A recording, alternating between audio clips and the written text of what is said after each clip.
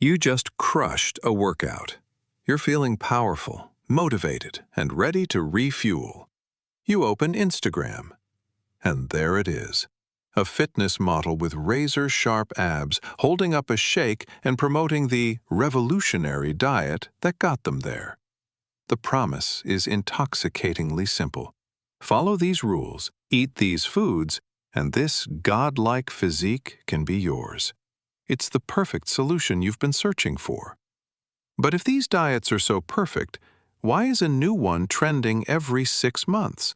Why do we jump from keto to paleo to carnivore, often ending up right where we started, only more frustrated? The truth is, the problem isn't your discipline or your genetics. The problem is the very concept of a perfect diet, a concept meticulously crafted not by scientists, but by marketers. Today, we're pulling back the curtain on the multi-billion-dollar diet industry. We will dismantle the myth that a one-size-fits-all plan is the key to unlocking your fitness potential. Forget the quick fixes and get ready to understand the fundamental principles of nutrition that top athletes and actual science rely on to build sustainable strength and health. Imagine walking into a shoe store to buy running sneakers. The clerk does not measure your feet. He does not ask if you have high arches or if you overpronate. Instead, he hands you a size 9 and tells you that this is the perfect shoe because a famous celebrity wears it. When you explain that you are a size 11, he insists that size 9 is the only scientifically correct size this year. You would walk out immediately, thinking the situation is completely absurd.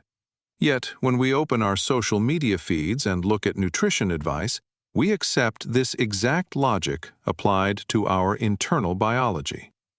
The core flaw in every single perfect diet plan is that it ignores the most critical variable in the equation: you. Marketing campaigns present the human body as a standard assembly line machine, implying that if you input code A, you will get result B. In reality, we are all biologically unique. Your genetics play a massive role in how your body processes macronutrients. Take a look at two people in the same gym. Let us call them Liam and Sarah. Liam might possess the genetic makeup that allows him to metabolize carbohydrates efficiently. He eats a bowl of pasta and feels energized, ready to crush a heavy leg workout. Sarah, on the other hand, might have a metabolism that thrives on healthy fats. If she eats the same pasta, she feels sluggish, bloated, and mentally foggy. Neither of them is doing anything wrong, but a rigid diet plan would inevitably fail one of them.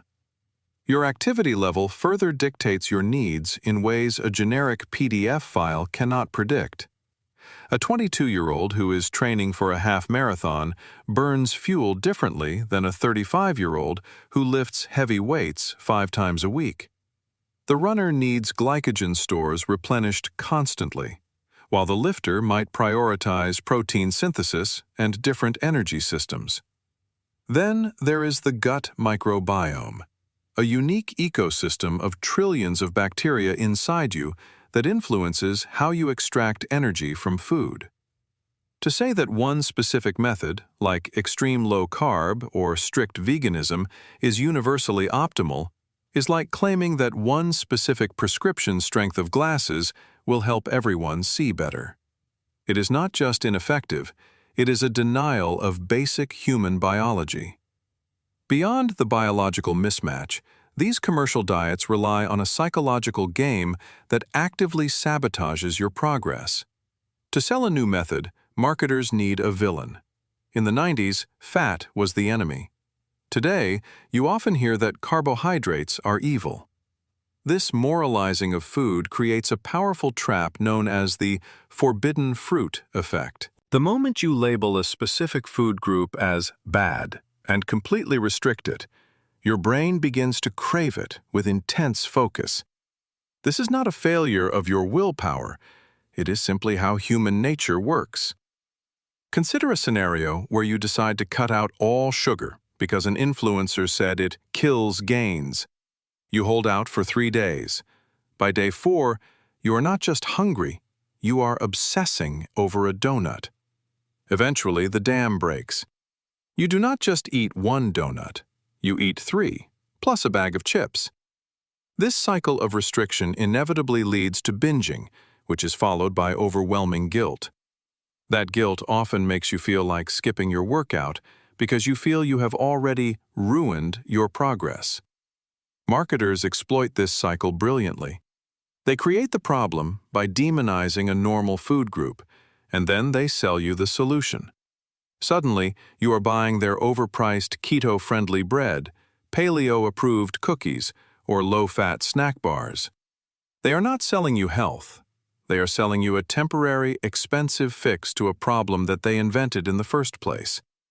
Stop looking for a rule book that was written for someone else. Instead of following a rigid checklist, start treating your nutrition like a personal experiment. Pay attention to how you feel 2 hours after a meal.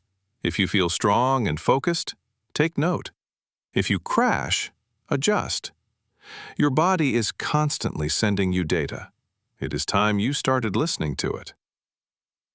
This marketing illusion is often cloaked in the language of science, making it even more seductive. Every new diet trend arrives with a legion of testimonials and a handful of studies that seem to prove its miraculous effects. But this is a carefully constructed stage play. Marketers are masters of cherry-picking data. They will highlight a small, short-term study that shows 5 pounds of weight loss in the first week, while conveniently ignoring the fact that most of that was water weight lost from depleting your body's glycogen stores. They will conveniently omit the long-term follow-up studies that show nearly all participants regaining the weight, often with a higher body fat percentage than when they started. It is the nutritional equivalent of a movie trailer that shows the 2 best jokes from a 2-hour film, making a terrible movie look like a comedy classic. Furthermore, a significant portion of this research is often funded by the very companies that stand to profit from the diet's popularity. This creates a glaring conflict of interest. When a company that sells ketone supplements funds a study on the benefits of the ketogenic diet, the results should be viewed with extreme skepticism. The language used is also deliberately confusing, employing impressive-sounding but often meaningless jargon.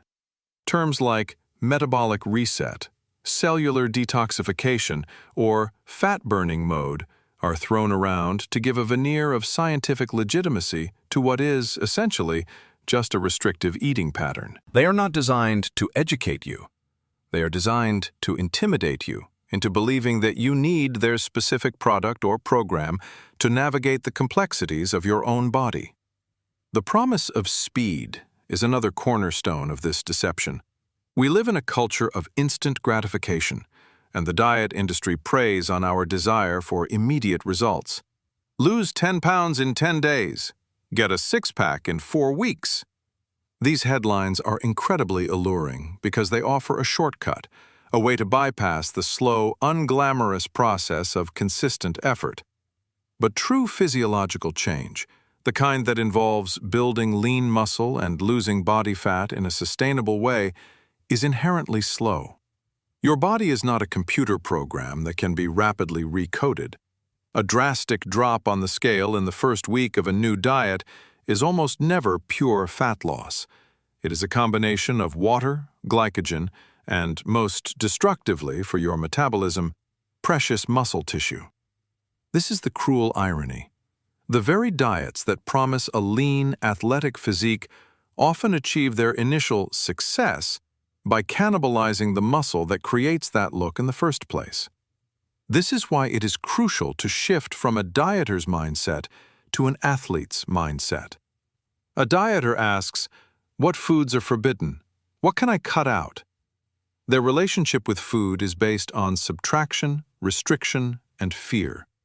They see calories as enemies and workouts as punishment for eating. An athlete, in contrast, asks, "What can I eat to fuel my performance? What does my body need to recover and get stronger? Their relationship with food is based on addition, strategy, and empowerment. They see food as essential fuel. Carbohydrates are not the enemy. They are the high-octane energy source for a grueling workout. Protein is not just a number to track.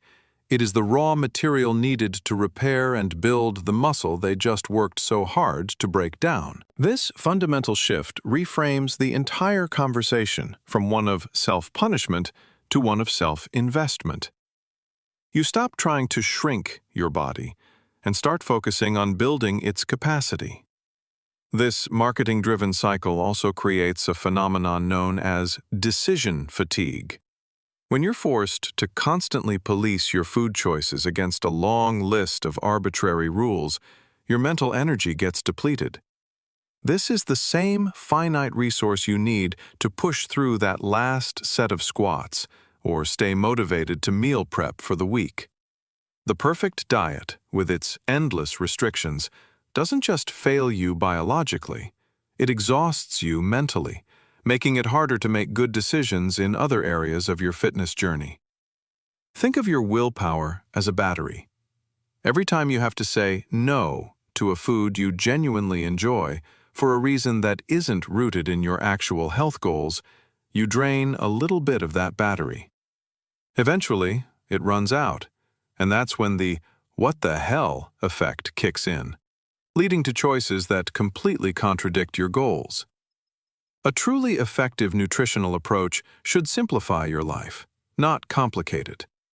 The perfect diet is a myth. It's a marketing ghost designed to keep you insecure and buying into the next big thing.